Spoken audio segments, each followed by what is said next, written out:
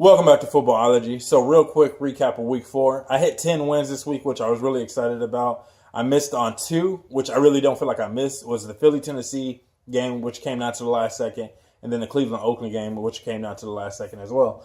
So those are 2 games that I feel like I should have hit, and that would have put me at 12 wins. So I'm kind of excited, but obviously we got to do better. And then also my upsets didn't work out for me. The Giants and the Miami Dolphins, those, as you can see, I highlighted in orange. But those are 2 teams that I thought they would be able to pull it out, especially Miami. I thought it was going to be a way closer game than what it was, and Miami just could not take care of business. And then we also had the Giants over New Orleans once again. I thought it was going to be a closer game than what it really was. I thought Eli Manning was going to actually find his mojo. Him and Saquon are going to take care of business against a Saints defense that have shown that they can't really stop anybody, and they didn't. They just sat there, they rolled over and took it. So that was it for week 4. Realistically, like I said, I feel like I did good. Let's hop into this week 5 and see if we can get another double-digit week.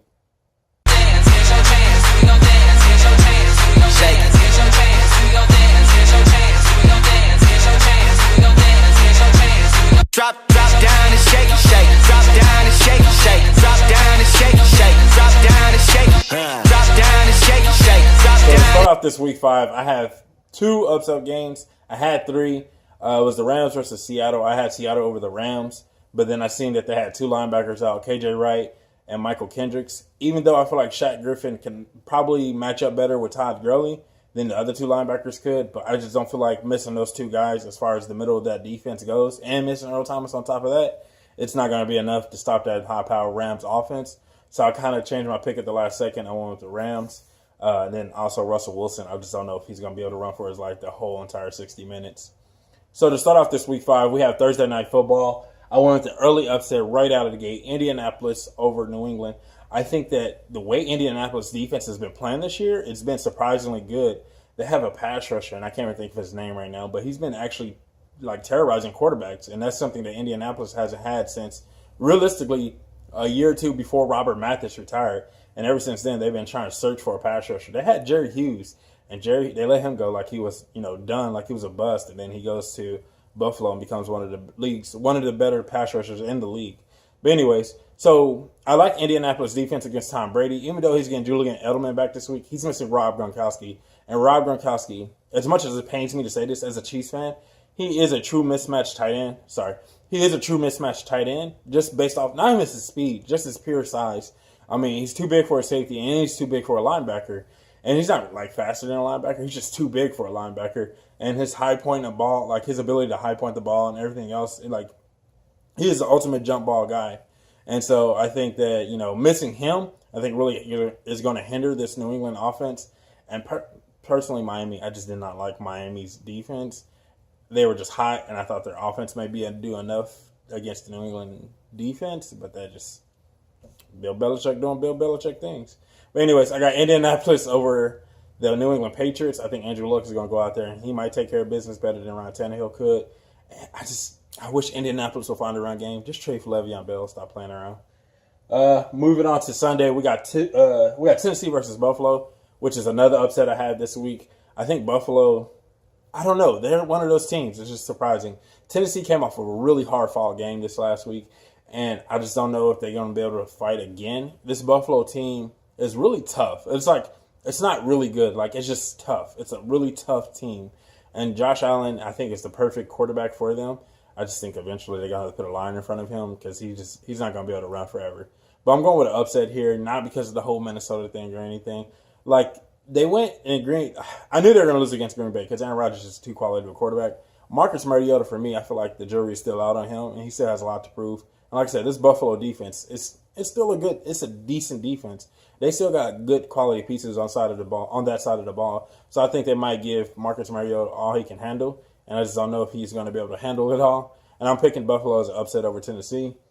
I got Cincy over Miami. Miami burned me last week. I thought they were the real deal. I think they just kind of were there. And Cincinnati, they've shown to be a really tough team. And on top of that, they get Vontaze Burfict back this week, which I think is going to put a lot more pressure on that Miami run offense.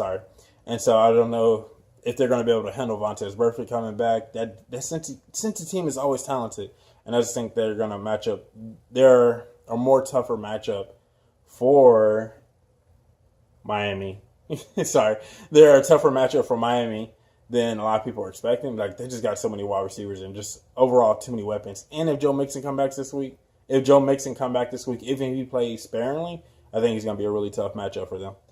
Moving on, we got Baltimore over Cleveland. I'm going Cleveland as a lock-in pick, not an upset pick. Cleveland has shown with Baker Mayfield quarterback they can be a viable threat. That defense did not play up to par like they had the first couple of weeks. I don't know, it's weird. It's like in the NFL, you either have one or the other. You just can't have both clicking at the same time. But I feel like Cleveland defense is going to get back on track this week against Baltimore. And I think that Baker Mayfield learned his mistakes in this Oakland game. I think having a full week to prep, I think he tried some things in that game. Like, I was watching the game, I'm just like, dude, why are you not targeting Jarvis Landry? Like, granted, I have Jarvis Landry on my fantasy team, but realistically, Jarvis Landry is the best hands on your team. I feel like you got to target your big weapons first and sprinkle in your other guys. And I feel like he was targeting Higgins more. He was targeting and Callaway more. Like, he was kind of like, I understand. Like, I completely understand, and I'm okay with it. We're just spreading the ball all over the place. And I think if it wasn't for Nick Chubb, 2 gashing runs that he had, I don't know if that game would have been as close as it was. So hopefully Baker Mayfield comes out this week and understands that Jarvis Landry is his go-to guy, and everyone else is just kind of being there. We got Detroit against Green Bay. I'm actually going with Detroit as a lock-in pick. I like the way Detroit is handling business this year. I don't want to say they're balanced offensively just yet, but they're showing some kind of identity as far as trying to be a balanced team on that side of the ball, which Detroit has never had. I personally did, like, they have never had, even when Reggie Bush was back there. Like, they've been searching for a running back, in my opinion, since Barry Sanders. And they finally, I feel like, not Kerryon Johnson is Barry Sanders or anything like that, but I feel like they finally found a groove or a rhythm in the run game that they can be happier with and they can sustain drives with and take a little bit of pressure off of Matthew Stafford. Also, that defense, I think that defense is starting to come into their own, especially with Matt Patricia being a head coach. I think he's starting to try to integrate his idea and his mindset into that defense and make it a tougher, stronger defense. And I just don't know if a one-legged Aaron Rodgers is going to be enough to take them down. And it's at Detroit, and that was a tilt for me. That was like the overall tilt for me. I think if it was in Lambeau, that it might have been more of an upset pick, but I still would have picked Detroit. But I'm going with Detroit as a lock pick. Kansas City over Jacksonville. I don't trust Jacksonville's offense, plain and simple. That's it. I don't trust Chiefs' defense either, but I think that's where, everyone's looking at the matchup as far as Patrick Mahomes versus the Jacksonville defense, which, it's a good matchup, don't get me wrong. But I think the real matchup is Jacksonville's offense versus Chiefs' defense. 2 really underwhelming and underperforming sides of the balls for both of these respective teams. It's whoever wins that battle is going to win this game. And I'm picking the Chiefs to win that game or win this battle this time. And I think that's, like I said, this is a playoff implication game, like right this. Oh, it's going to be great. We got Denver over the Jets. I don't think Sam Darnold's that good, personally. I've been saying that this whole entire offseason. And everyone's going to, say, oh, his line's not good, his weapons aren't good, blah, blah, blah. I think Denver coming off that Monday night loss, I think they're really going to try to take it to the Jets. I'm playing simple lock pick for Denver. We got Atlanta over Pittsburgh. That's going to be a shootout, but at the end of the day, Atlanta's not going to let another one slip away like they did against Cincy. We got the Giants over Carolina. I think this is the week. This is the last week for the Giants, in my personal opinion, to get everything going. There's no way your offense should be that stagnant and your defense should be that stagnant. They're trying to get Olivier Vernon back into practice, try to get him back into these games because I think it might make a difference on the defensive side of the ball. But realistically, this is the last week for the Giants. If they don't win this week, I'm calling it quits for their season. I'm saying their season's done after this week if they don't win.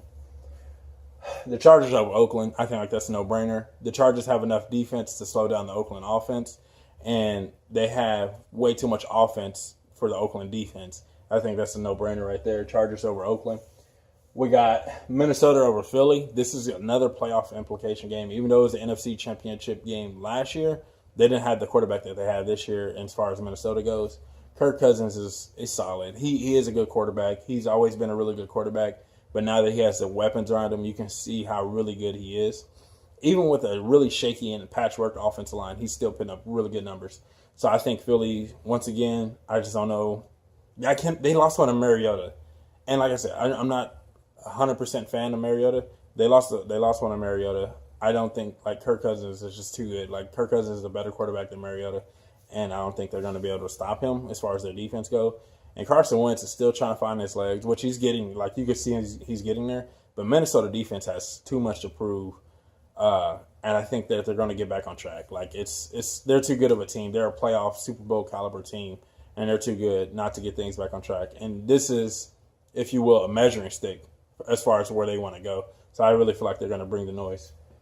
We got Arizona over San Fran. This is just, and it's in a late window spot too. It's like 3. It says 4, but for me, it's a 3:00 spot, and it's in a late window spot, and it's going to be okay because Josh Rosen's in there. He's a first-round quarterback, and that's still going to be the selling ticket for this game. It's in San Fran. It's a divisional game, but I think it's going to be the perfect game for Josh Rosen to get himself going and also get Arizona the ability to see it if they can make something out of this season, at least make some late rally push, or at least be in the conversation as far as playoffs go in Week 13, Week 14. Rams over Seattle, like I explained that already. Rams over Seattle. I had Seattle over the Rams as an upset pick because it was in Seattle. But I seen those 2 linebackers down. Earl Thomas is down. I don't know. Like, that Rams offense is way too high powered. Like, everyone's saying the Chiefs offense is high powered. I feel like the Rams offense is twice as better than the Chiefs offense just because of Todd Gurley. And that's just in the middle of the field. We're talking about on the outside. Robert Woods, I don't feel like it's that quality, but in this offense, he's, a solid 2. And then you got Cooper Kupp. They got a lot of 2s playing, like, Brandon Cooks, Cooper Kupp, Robert Woods. They got a lot of 2s playing like 1s, realistically. And I feel like that's just too much. I think it's going to be too much for Seattle, realistically. They're going to go to that 3 wide motion, Todd Gurley out, and now you're just on your heels. I'm right out of the gate before the ball even hikes. Bobby Wagner's one dude, and he's my favorite player in the league right now. But he's just not going to be enough to stop this Rams offense. We got Houston over Dallas. I think that Houston's defense is going to be too much for Dak Prescott to digest. I think they're just going to bring the house to him, move him off his spot, take down Zeke, suppress Zeke, and make Dak beat you. And Dak, I don't think is going to have the ability to beat them, especially because on the edges, I don't know if they have not came to the point where they feel like they have that guy yet. And so they're still looking for that guy on the outside. And Houston is just too good of a defensive team to lose to Dak Prescott. If they lose this game, it's going to be solely because of Zeke. And granted, the Dallas defense has been playing really good this year. But I'm wondering if Deshaun Watson is starting to find himself as well. And if he could start finding himself and pick up where he left off as far as where his ACL tore last year, if he picks up from that point, or at least gets back to that point, this offense is really dangerous. I think he's starting to trust D-Hop. Like, not like he didn't trust him before, but I think he's getting to that mindset like D-Hop or nobody. Like, I'm going to hit Will Fuller if he's not open deep, D-Hop on this slant or D-Hop on this comeback or something. Plain and simple. And then Monday night, we got New Orleans on Washington. I'm taking New Orleans over Washington. New Orleans offense is proven, once again, they're just too high-powered. Last year, it looked like a really balanced offense. Everyone was asking if Drew Brees was just reeling it back in, kind of taking it slow, trying to be on the back end of his career, just like, I'm going to chill out, let these young dudes run the ball. But Drew Brees is coming out firing the ball like old Drew, and he's going to throw for 5,000 this year just because he can, just to prove to everyone that he hasn't lost a step. That and the Saints defense has been struggling. But I think the Saints defense is still good enough to slow down Alex Smith and Adrian Peterson. And, I mean, that's not saying much. You know how I feel. That's not saying much, but that's just, I feel like that's what's going to happen. And that's all I have for you guys this week. Sorry the video took so long. I was actually going to try to run through it as fast as I possibly could, but I couldn't. But that's all I have for you guys this week. If you guys like the video, give it a thumbs up. If you're not a footballologist yet, go and subscribe to the YouTube channel today. Become a footballologist. Stay safe, football fans.